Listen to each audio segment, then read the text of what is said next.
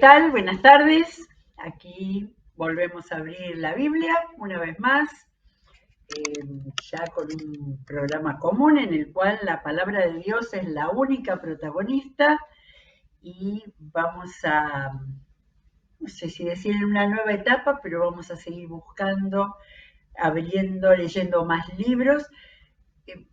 Hace poquito conté, creo que leímos 27 libros enteros de la Biblia, ¿no? Pero de los cuales muchos fueron los libros muy cortitos, que ellos hacen una buena cantidad y nos quedan muchos libros para leer enteros, así como buscar determinados temas o analizar alguna palabra o cosas como hemos hecho hasta ahora.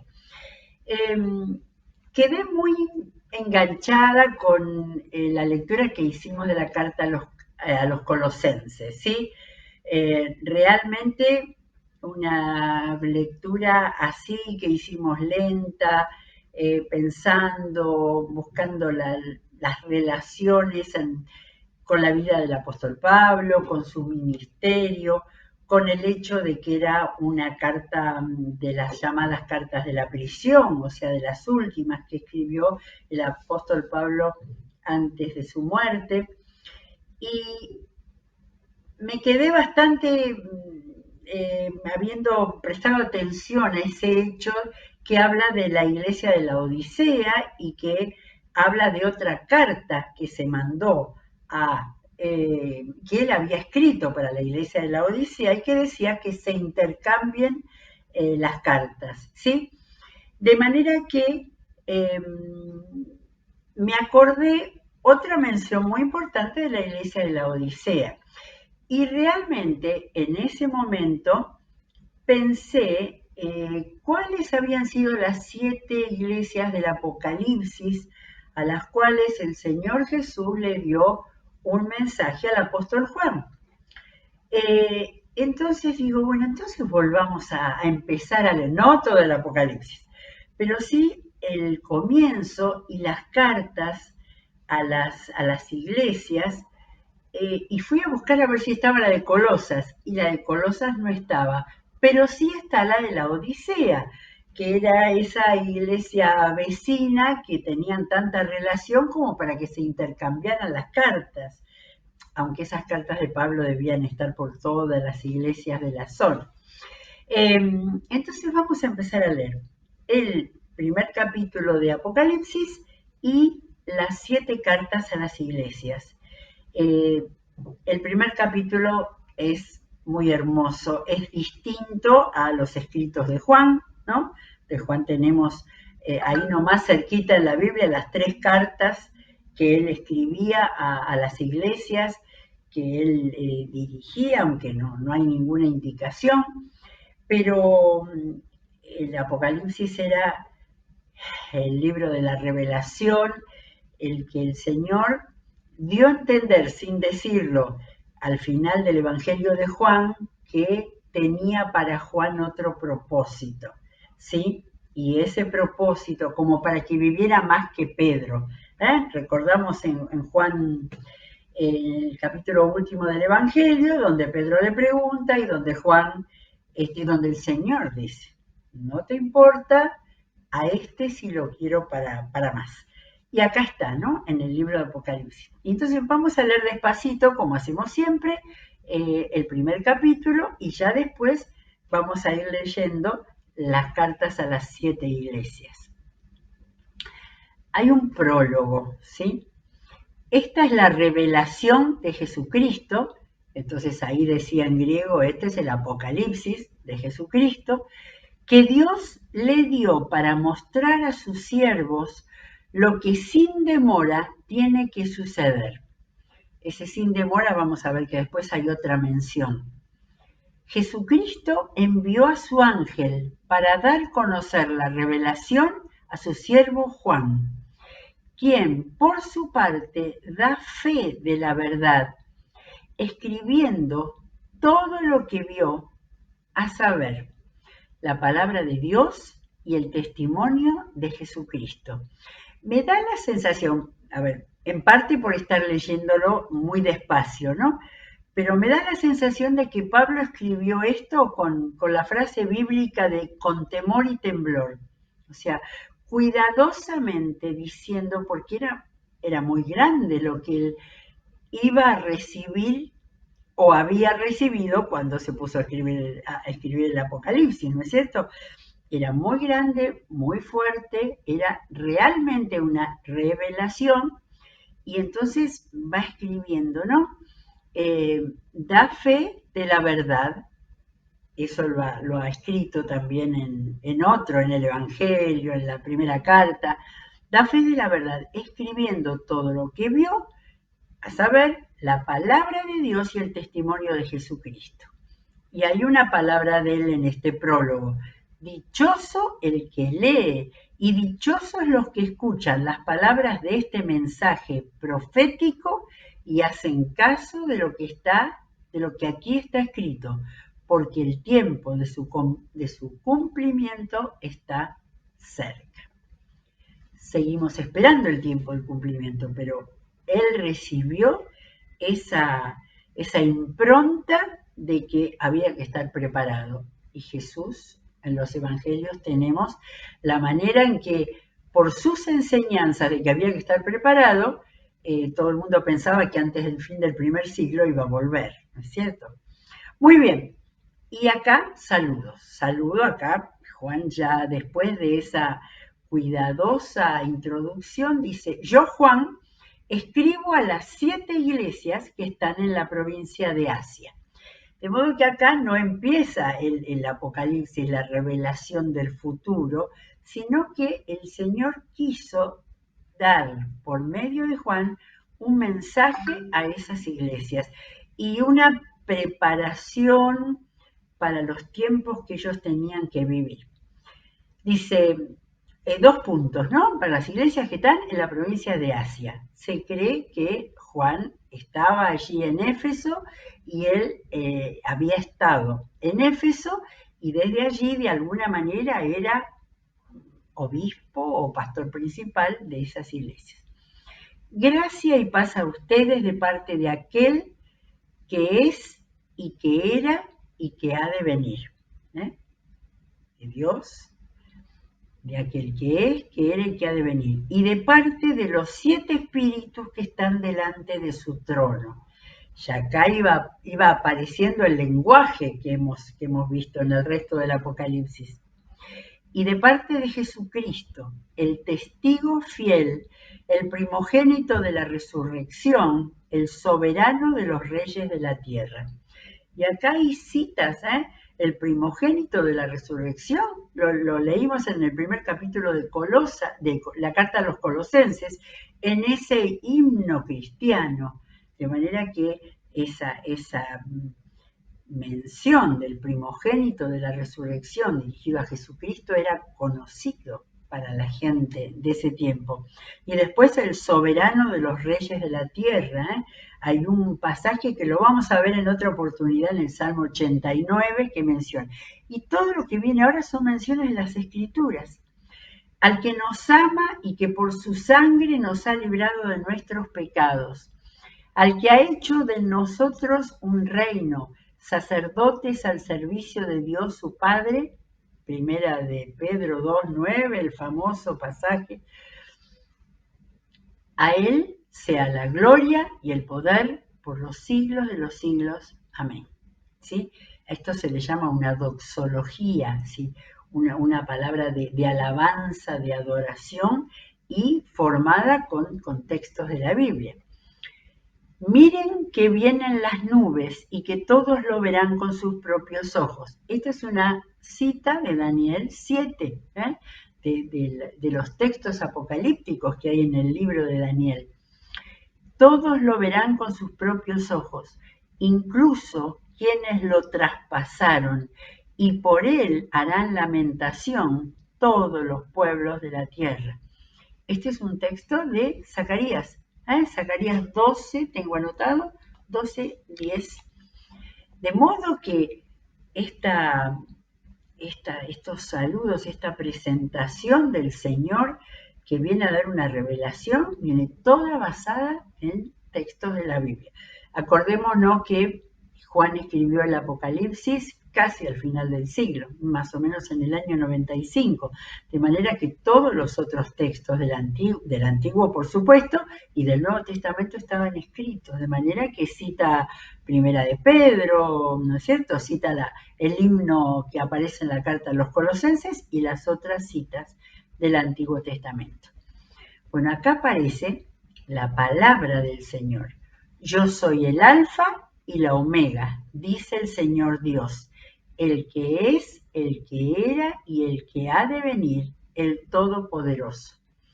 Esta expresión que aparece en el versículo anterior, en el versículo 4, es referida a Dios. Y aparece, lo tengo anotado acá en mi Biblia, 9 veces en Apocalipsis. Aparece el Alfa y el Omega, el que es, el que era y el que ha de venir. Bueno, y entonces Juan acá comienza. Yo, Juan, hermano de ustedes y compañero en el sufrimiento, en el reino y en la perseverancia que tenemos en unión con Jesús. Fíjense la presentación. Y este es el tema del Apocalipsis. El sufrimiento en el reino, la perseverancia, que es lo que apuntan los escritores del Nuevo Testamento, porque estaban viviendo en el siglo I en medio de persecuciones. De manera, me gusta mucho, ¿no? Juan, hermano de ustedes y compañero. No estaba subido a ningún lugar especial por haber sido ese pastor principal. Él era compañero del sufrimiento. Es más, ahora vamos a ver. Dice, estaba en la isla de Patmos por causa de la palabra de Dios y el testimonio de Jesús. De manera que Juan recibió preso en la isla de Patmos. Bueno, sería buenísimo tener el mapa de la zona ahora de la provincia de Asia para poder ubicarnos y después ya seguiremos. Ahí tenemos la flecha en la isla de Patmos, ¿sí? Estaba relativamente cerca de la costa. Todo esto llamada la provincia de Asia, que estaba subdividida en distintas, no sé cómo se llamaba, pero Misia, Frigia, Pisidia, Panfilia. Esto es hoy el territorio de Turquía. Y ahí estaban, fíjense, de qué manera se había desarrollado el Evangelio, que todas esas no son solo ciudades, son ciudades en las que había iglesias cristianas. Y ahí empezó el primer viaje de Pablo, y después Pablo mandó a sus hombres, como cuando dice que había mandado a Epafras, a Colosas, pero mandó a sus hombres a predicar y las iglesias fueron creciendo y multiplicándose, ¿sí? Bueno, y entonces acá viene, y así seguimos con el mapa porque vamos a ver cuáles eran estas iglesias a las cuales el Señor Jesús le dejaba un mensaje. Estaba entonces en la isla de Patmos por causa de la palabra de Dios y del testimonio de Jesús. En el día del Señor, o sea, en domingo, vino sobre mí el Espíritu y detrás de mí una voz fuerte como de trompeta que decía, escribe en un libro que veas, lo que veas, y envíalo a las 7 iglesias. Éfeso, la primera, de donde se cree que estaba Juan cuando él era el encargado, digamos, de esas iglesias. Esmirna, más al norte, Pérgamo, más al norte todavía, Tiatira, descendiendo, ahí está, Sardis, ya más al sur, Filadelfia, ahí está, y la Odisea, ¿sí? Ahí tenemos a nuestra conocida, la ciudad de Colosas, que no recibió un envío en este momento de parte de Jesús. Ahora, me hizo pensar, quién sabe si las cosas que el Señor le dice a la Odisea también no tenía algo que ver con las de con las de Colosas. Pero bueno, acá tenemos toda esta serie de iglesias que el Señor quiso dejar un mensaje. Es interesante que en estos mensajes que Jesús daba, y ahora vamos a, espero que nos alcance el tiempo para leer el primero, había elogio, en algún caso muy poco, había una queja, había una corrección y había una recompensa. Por eso estos mensajes a las 7 iglesias son tan importantes para mirar nuestros ministerios, nuestras iglesias, en nuestro tiempo, ¿no? Nada que ver diferente con el siglo I del Imperio Romano. Sin embargo, el Señor quiso que quedaran estos testimonios de estas 7 iglesias seguramente importantes, que por más que tuvieran persecución, debían ser una lámpara, ser una punta de predicación del Evangelio, de manera que afectara, en este caso, a toda la provincia de Asia. Bueno, muy bien, con el mapa ya estamos ubicados y entonces Juan empieza a contar. Me volví para ver de quién era la voz que me hablaba y al volverme vi 7 candelabros de oro. Acá empieza todo el estilo apocalíptico, ¿no? Hemos dicho no hace mucho que 2 siglos antes de Jesús y 2 siglos después era muy famoso el estilo apocalíptico, así, con visiones, con estos símbolos, ¿no? Porque en algunos casos esos símbolos son explicados. Vi 7 candelabros de oro. En medio de los candelabros estaba alguien semejante al Hijo del Hombre, vestido con una túnica que le llegaba hasta los pies y ceñido con una banda de oro a la altura del pecho. La cabellera lucía blanca como la lana, como la nieve, y sus ojos resplandecían como llamas de fuego. Sus pies parecían bronce al rojo vivo en un horno, y la voz era tan fuerte como el estruendo de una catarata. En su mano derecha tenía 7 estrellas, y de su boca salía una aguda espada de 2 filos. Su rostro era como el sol cuando brilla en todo su esplendor. De manera que una visión impresionante, llena de color, comparaciones, cada una compara, cabellera blanca como la lana, como la nieve, los ojos resplandecientes como llama de fuego. Sí, todo eso es lo que recibió Juan, captó y le produjo una tremenda impresión y de esa manera lo escribió. Al verlo, caía a sus pies como muerto, pero él, poniendo su mano derecha sobre mí, me dijo, no tengas miedo. Esto me hace acordar cuando vimos los pasajes de los gestos y las actitudes de Jesús, a cuánta gente Jesús, hecho hombre en persona, él le decía a la gente, no tengas miedo. O sea, con ese tremendo mensaje que venía a traer para las iglesias, el Señor primero tuvo cuidado de Juan, ¿sí? No tengas miedo, yo soy el primero y el último, y el que vive. Estuve muerto, pero ahora vivo por los siglos de los siglos, y tengo las llaves de la muerte y del infierno. De manera que acá hace un resumen de todo lo que ha sido Jesús, ¿sí? Haber estado vivo, muerto y ahora vivo por los siglos de los siglos. O sea, confirmando todo lo que hemos leído hasta acá, hasta el Apocalipsis. Escribe, pues, lo que has visto, lo que sucede ahora y lo que sucederá después. Esta es la explicación del misterio de las 7 estrellas que viste en mi mano derecha y de los 7 candelabros de oro. Las 7 estrellas son los ángeles de las 7 iglesias y los 7 candelabros son las 7 iglesias. De manera que está muy bueno esta explicación para entender, o sea, todos eran, en toda esa visión había un simbolismo que apuntaba a las iglesias.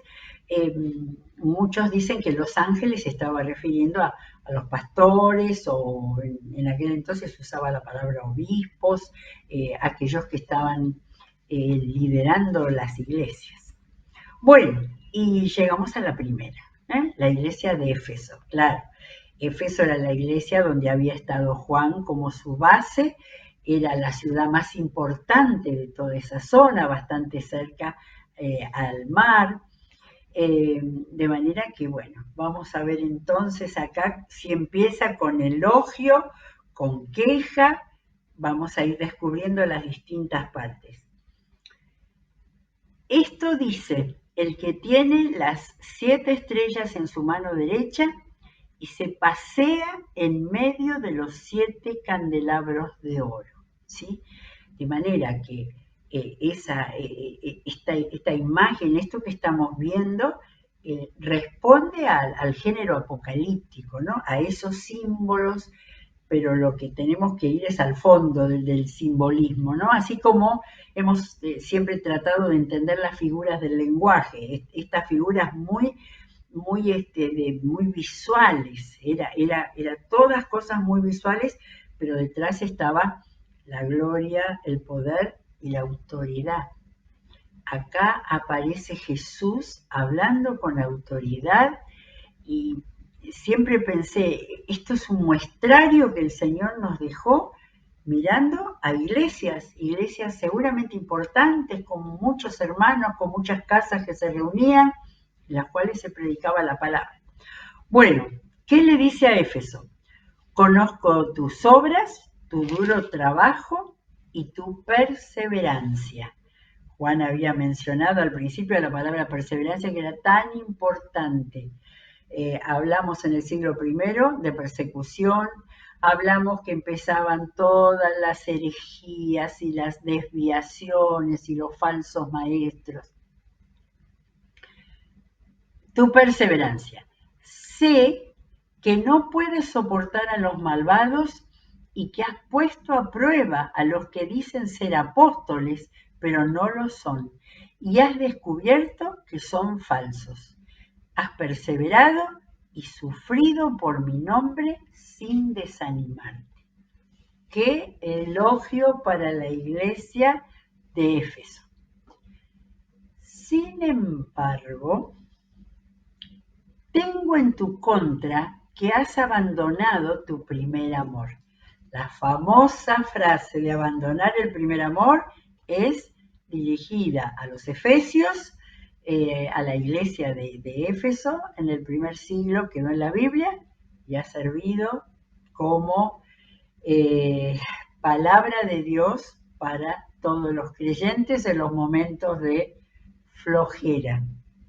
Has abandonado tu primer amor.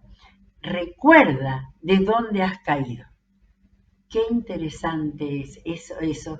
El Señor juzga porque tenía toda la autoridad, pero a la vez llama a recuerda dónde fue que caíste. Arrepiéntete y vuelve a practicar las obras que hacías al principio. Aquí aparentemente tiene que ver con la práctica cristiana, ¿no? Que había cambiado doctrinalmente o algo así, ¿no? Recuerda dónde has caído, vuelve, bueno, arrepiéntete. El Señor siempre va a pedir arrepentimiento para reconciliación con Él y volver a empezar, y vuelve a practicar las obras que hacías al principio. Si no te arrepientes, iré y quitaré de tu lugar tu candelabro. Los candelabros en las iglesias, quitaré tu candelabro. Pero tienes a tu favor que aborreces las prácticas de los nicolaitas, los cuales yo también aborrezco.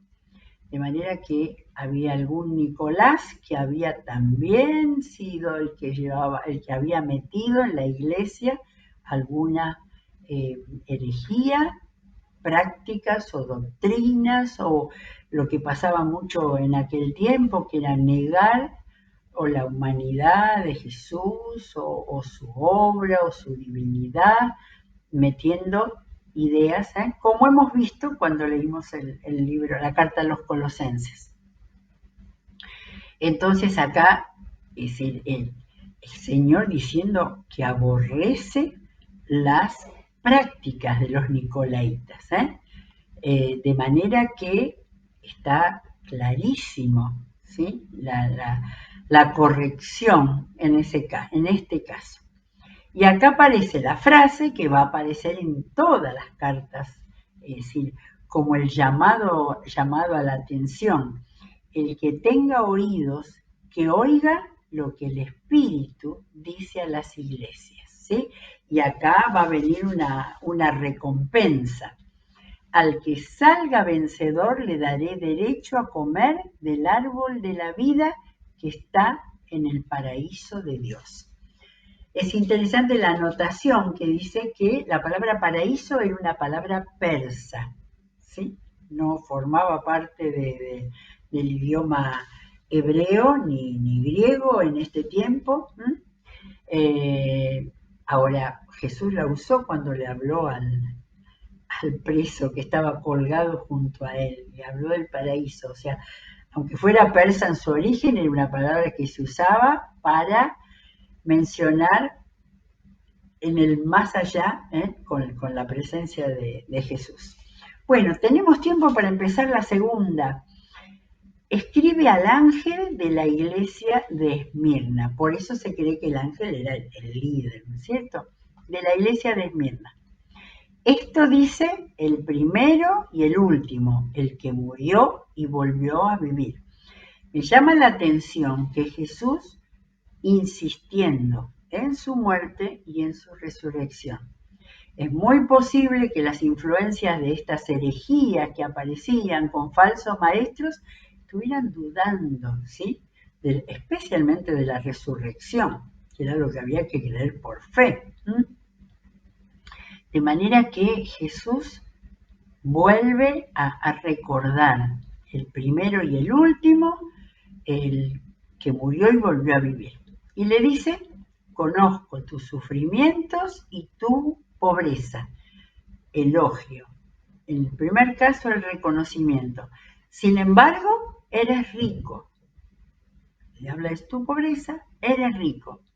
Sé cómo te calumnian los que dicen ser judíos, pero que en realidad no son más que una sinagoga de Satanás. De manera que acá tenemos el nombre con que se menciona a Satanás, ¿no? Tenemos, por ahí había leído que diabolos, la palabra diablo que usamos más nosotros, venía del griego, diabolos. Te calumnian los que dicen ser judíos, son de una sinagoga de Satanás. De manera que, en el primer caso, los nicolaitas. Acá, a los que pertenecen directamente a la sinagoga de Satanás. Fíjense que sinagoga era el templo de los judíos. O sea, ahí estaba el problema, no de afuera, no de los gentiles, de los paganos, sino que el problema venía de los mismos israelitas que no aceptaban a Jesús. No tengas miedo de lo que estás por sufrir. O sea que le decía que estaba por sufrir. No tengas miedo de lo que estás por sufrir.